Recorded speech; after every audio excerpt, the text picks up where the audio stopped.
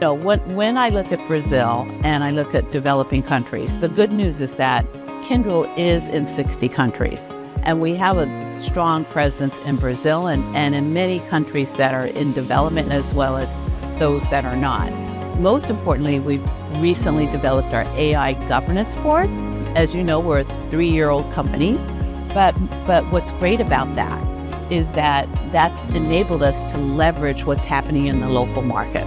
So as we develop and implement our AI solutions on a global basis, the different groups, AI is under one group, but it's executed at the local level so that you are able to reflect what's needed in the country.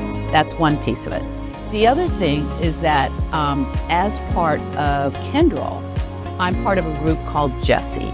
And that group, I think I mentioned today, we have been part of the release last week of the report called AI for Humanity.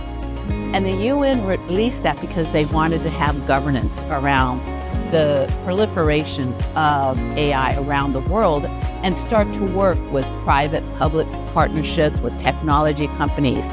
And they were really concerned with, and some of the things that are going to be developing was outlined in the report that was launched last week at Climate Week around AI global governance, around a framework for how do you capture data, around a fund to enable equitable access and development of AI for all countries. So that was the first of a multifaceted strategy to start to develop and help implement AI. So also, when you look at it at the end of the day, AI is only as good as the data that's put in there, right? We're creating AI from our content. So making sure that as we develop our solutions, that the content that we use to develop technological solutions is diverse and reflects different culture is another key area of focus. So there's a lot of opportunity here, and I'm actually very optimistic in terms of what AI can do for good, right?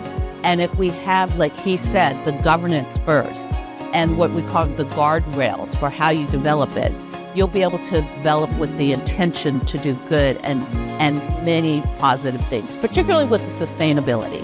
And strategies like synthetic data, using data produced in order. You said synthetic data. Yes, yeah.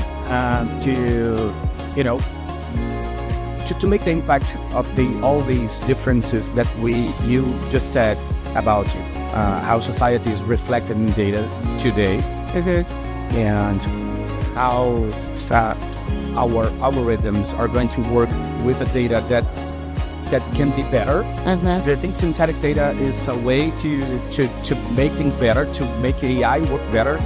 It can be, synthetic data or even technology that's now, taking data, because what you can do is you can do simulations with that data. You don't have to use, actual data, but you can use that data to do simulations, to run tests on and try different things. And to me, that's the benefit of things like synthetic data, because maybe you find out it could be harmful before you actually implement it in a test scenario. So that's where I see the benefit of that type of data.